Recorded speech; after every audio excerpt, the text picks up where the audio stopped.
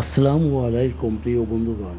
আপনারা নিশ্চয়ই জানেন যে ইরানের সাথে ইসরায়েলের যে গত ১২ দিনের যুদ্ধ সংগঠিত হয়েছে, এরপর ইরান এই প্রথম তার দেশের নৌশক্তির প্রথম সামরিক মহড়া শুরু করল। আর এই খবর জানিয়েছে খোদ ইরানের রাষ্ট্রীয় টেলিভিশন। মূলত গত ১২ দিনের যুদ্ধে ইরান যে আকাশ প্রতিরক্ষা ব্যবস্থার ঘাটতিতে পড়েছিল, সেটিকে মনে রেখে ইরান প্রতিটি সামরিক পদক্ষেপে বা ক্ষেত্রে যুদ্ধচর্চা অব্যাহত রাখার প্রয়াসে এই নৌশক্তির সামরিক মহড়া শুরু করল। কারণ ইরান জানে যে সে দেশটি একেবারেই বিপরীত স্রোতের যাত্রী এবং এককভাবে তাকে সামলাতে হবে। কারণ সম্প্রতি রাশিয়া থেকে আসা অনুরূপ মিত্রতাসুলভ আচরণ পায়নি ইরান। ইরানের বিপ্লবী গার্ড কর্পসের নৌবাহিনীর জাহাজগুলি ওমান উপসাগর এবং ভারত মহাসাগরে সমুদ্রের লক্ষ্যবস্তুতে ক্ষেপণাস্ত্র নিক্ষেপ করেছে। যদিও ইরান এটিকে নিয়মিত সামরিক মহড়ার একটি অংশ বা প্রদর্শন বলে জানিয়েছে, তবে ইরানে শক্তি প্রদর্শন ওই সামরিক মহড়া করতেও পারে বিশ্লেষকদের ধারণা। ইসরায়েল ইরানের প্রতিরক্ষা ব্যবস্থা বা পারমাণবিক স্থাপনায় বিপর্যয়কর বোমা হামলা করে এবং তাতে করে ইরানের সম্বিত ফিরেছে।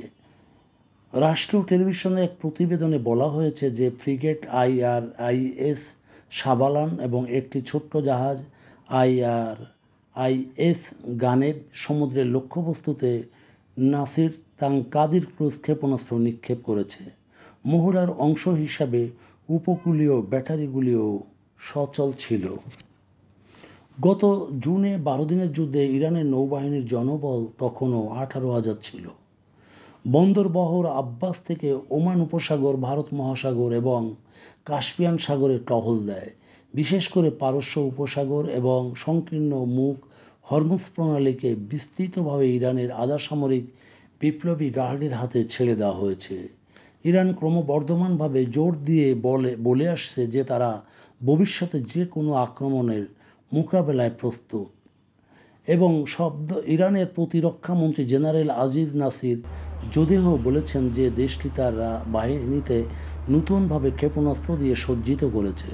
শুধু তাই নয়, যে কোনো সম্ভাব্য দুঃসাহসিকতার সাথে তাদের জবাব দিতে আমাদের বাহিনী কার্যকরভাবে এই নতুন ক্ষেপণাস্ত্রগুলি ব্যবহার করতে প্রস্তুত।